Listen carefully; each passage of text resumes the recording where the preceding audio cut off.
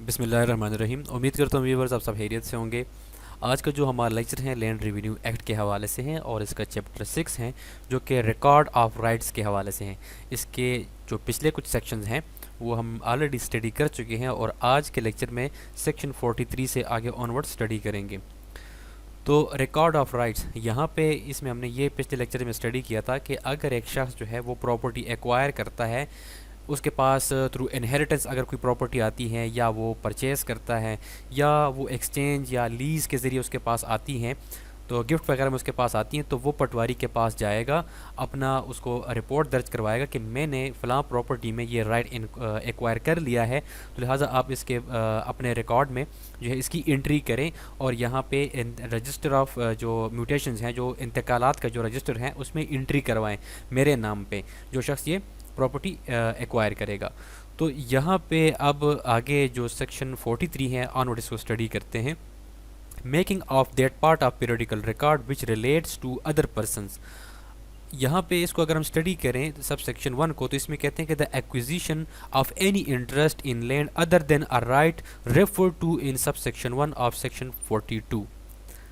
यहाँ पे सब सेक्शन 1 में कहते हैं कि अगर कोई भी शख्स किसी भी प्रॉपर्टी में कोई इंटरेस्ट जो है वो एक्वायर करता है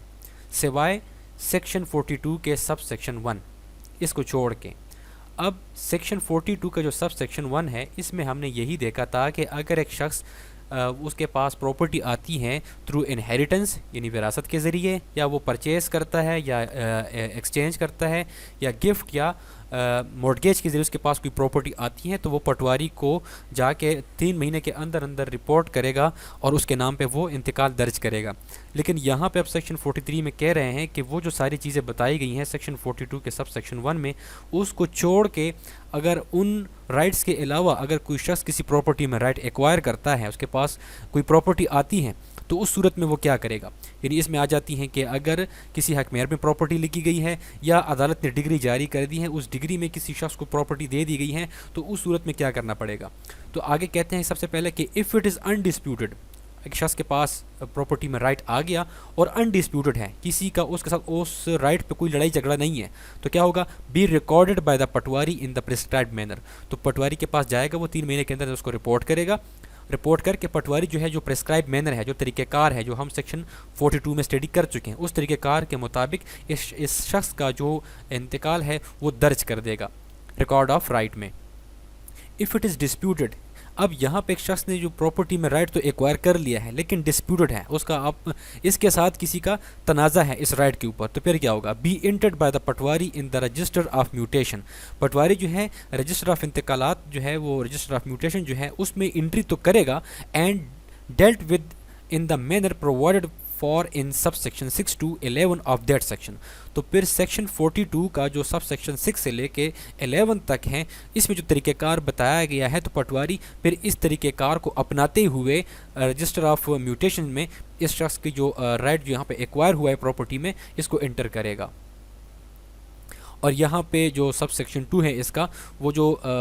हमने यहाँ पे स्टडी किया था पिछले लेक्चर में, सेक्शन 42A जो कि कंप्यूटराइज जो सिस्टम है, जो एंट्रीज़ हैं उसके हवाले से हैं। तो यहाँ पे जो सर्विस सेंटर है, जो अराजी रिकॉर्ड सेंटर है, जो कंप्यूटराइज जो ज़मीनों का जो सारा वो डेटा संभाला जाता है, तो उस तरीक़ेकार के मुताबिक है। कोई भी शख्स अगर सेक्शन 42A सब सेक्शन 1 के अलावा अगर किसी प्रॉपर्टी में राइट इंक्वायर करता है और उस रिकॉर्ड को अपने इंतकाल को उसने कंप्यूटराइज़ करवाना है, तो फिर सर्विस सेंटर ऑफिशियल जो है यानी जो अराजी रिकॉर्ड सेंटर है उसके पास जाएगा, उनको वो रिपोर्ट करेगा।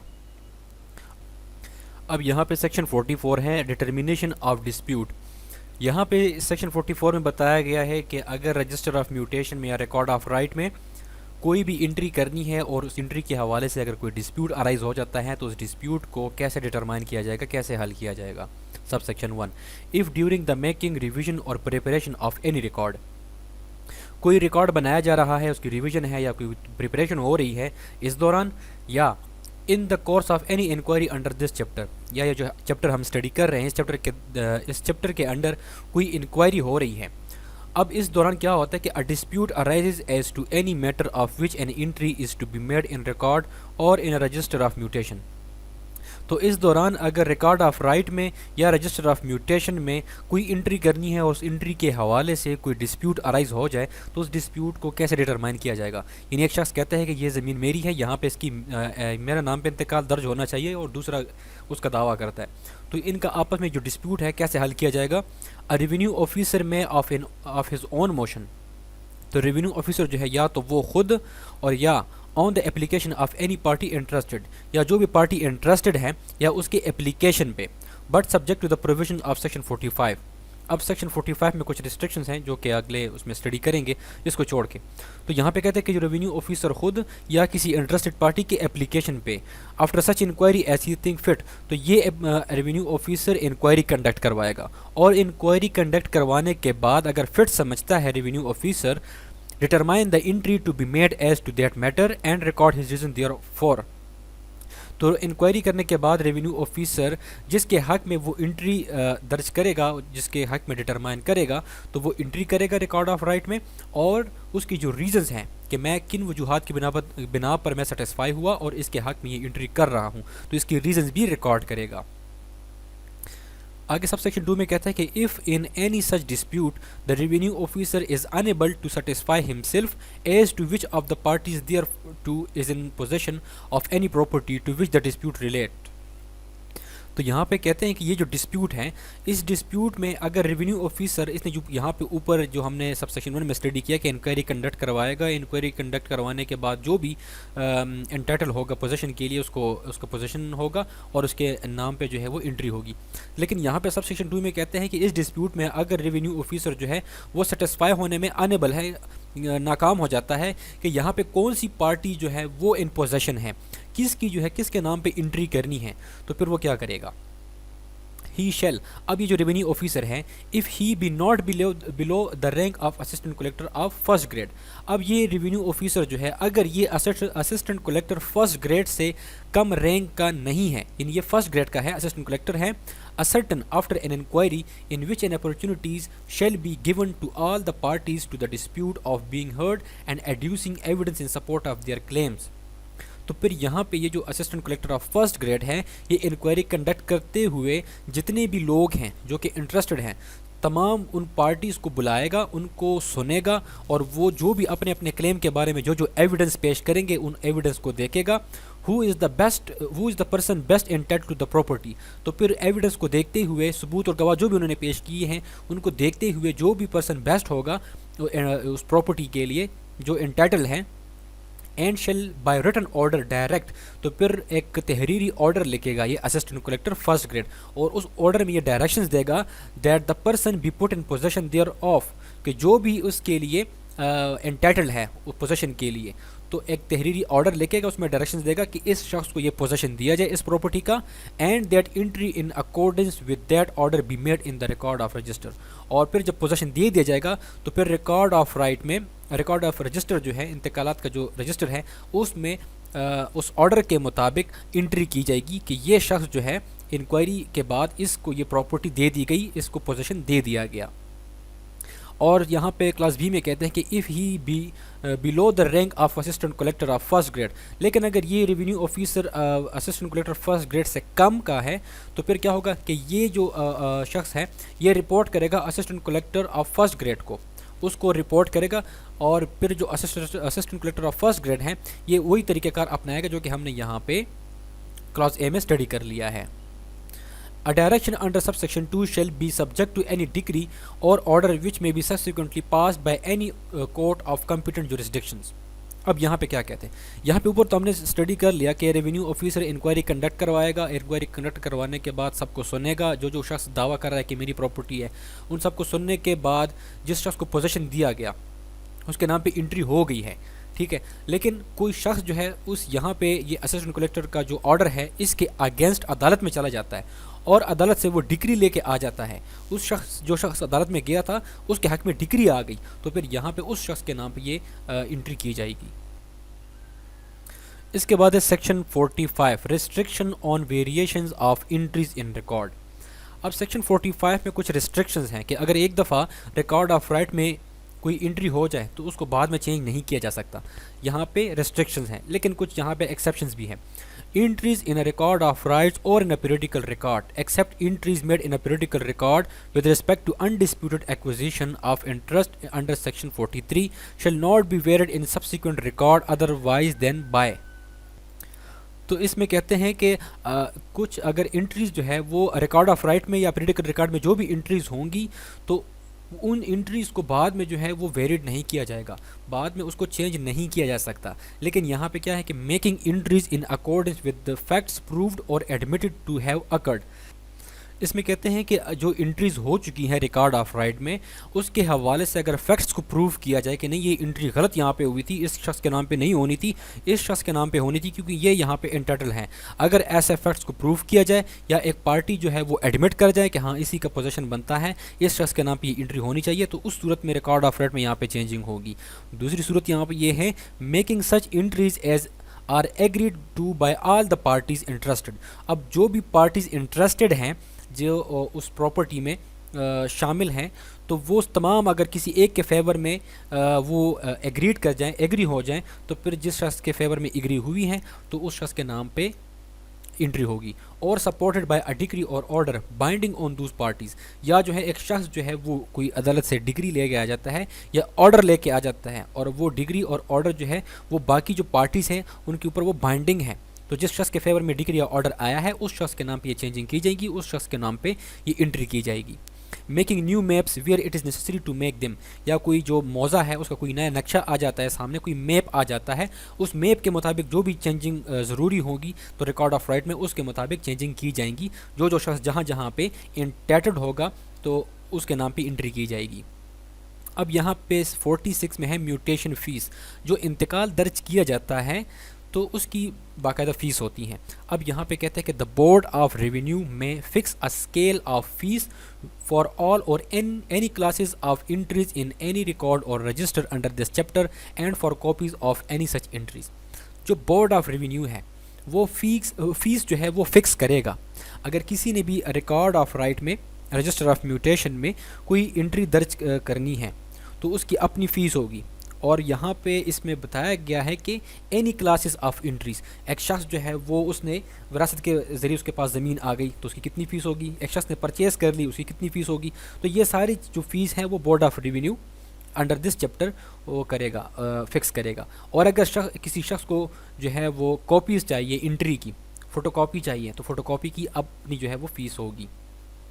A fee in respect of any entry shall be payable by the person in whose favor the entry is made, और ये फ़ीस जो है ये वही शख्स पे करेगा जिसके फेवर में एंट्री हुई है या की जा रही है।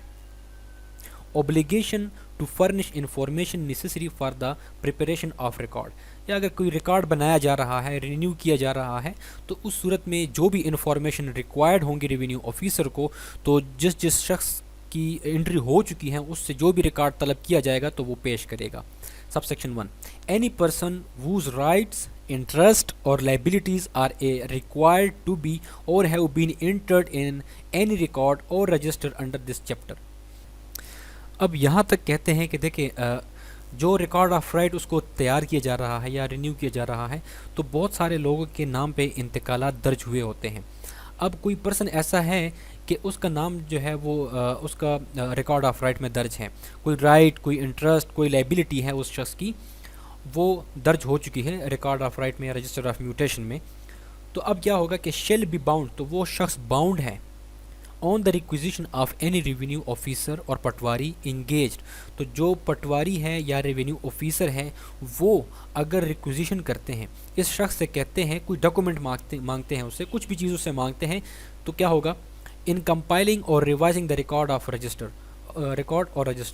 तो रिकॉर्ड ऑफ राइट या रजिस्टर ऑफ म्यूटेशन जो है इसको रिवाइज किया जा रहा है या कंपाइल किया जा रहा है, तैयार किया जा रहा है, तो उस सूरत में रेवेन्यू ऑफिसर या पटवारी जो है उस शख्स से अगर कोई डॉक्यूमेंट उसको पेश करने का कहते हैं तो वो शख्स बाउंड है कि वो रेवेन्यू ऑफिसर या पटवारी को वो डॉक्यूमेंट प्रोड्यूस करेगा। टू फर्निश और प्रोड्यूस फॉर हिज इंस्पेक्शन, तो पटवारी या रेवेन्यू ऑफिसर की इंस्पेक्शन के लिए वो डॉक्यूमेंट्स प्रोड्यूस करेगा। ऑल सच इन्फॉर्मेशन और documents needed for the correct completion और revision thereof as may be with his knowledge और इन हिज पोजेशन और पावर। तो ये जो पर्सन है जो कि इंटरेस्टेड है उस रिकॉर्ड ऑफ राइट में उसका जो नाम दर्ज है, तो जब भी रेवेन्यू ऑफिसर या पटवारी उससे इन्फॉर्मेशन मांगेगा या कोई डॉक्यूमेंट जो उसको उनको चाहिए ताकि वो जो कंपाइलेशन है और या रिवीजन है उस रिकॉर्ड ऑफ राइट की वो ठीक तरीके से किया जाए, तो ये शख्स बाउंड है कि ये वो उनको ये तमाम डॉक्यूमेंट इन्फॉर्मेशन देगा।